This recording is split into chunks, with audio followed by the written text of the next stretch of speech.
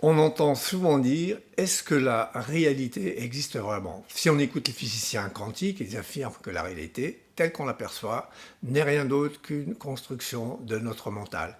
Claude Baumel, formateur et directeur au CERFPA. Dans le monde quantique, notre réalité n'existe pas telle qu'on l'aperçoit. Dans l'anxiété, par exemple, on croit que nos pensées sont la réalité. Si par exemple je me dis je n'arriverai jamais à changer, mon cerveau le croit et mon corps, et bien sûr, le croit aussi. Corps et esprit sont convaincus que le problème est déjà là. Et le problème, c'est qu'il déclenche des réactions souvent inadaptées. En fait, on ne souffre pas de la réalité, mais de l'histoire qu'on se raconte. Alors, pour revenir au concept de réalité, la physique quantique nous explique que la matière et le temps sont des illusions. Si par exemple on zoome la matière, on sait qu'elle est composée de briques, c'est-à-dire d'atomes, et chaque atome est composé de vide d'énergie, de vibrations en fait. Alors bien sûr, si on regarde un objet, en apparence il est réel, mais en réalité, il est composé uniquement d'énergie. Mais on ne voit pas cette énergie. C'est ici que c'est important de comprendre, la conscience joue un rôle central, c'est elle qui influence directement notre réalité. Nos pensées, nos émotions, nos intentions sont des acteurs très très actifs.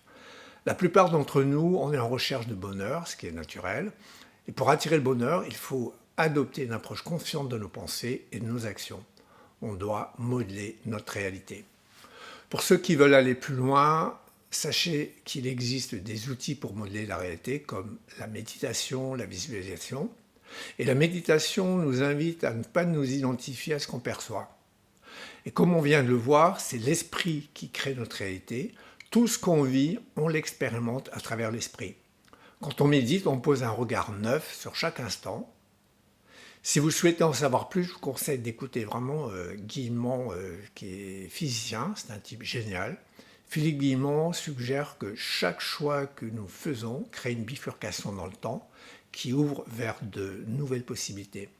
Si on a compris ça, on peut prendre des décisions éclairées pour façonner notre destin.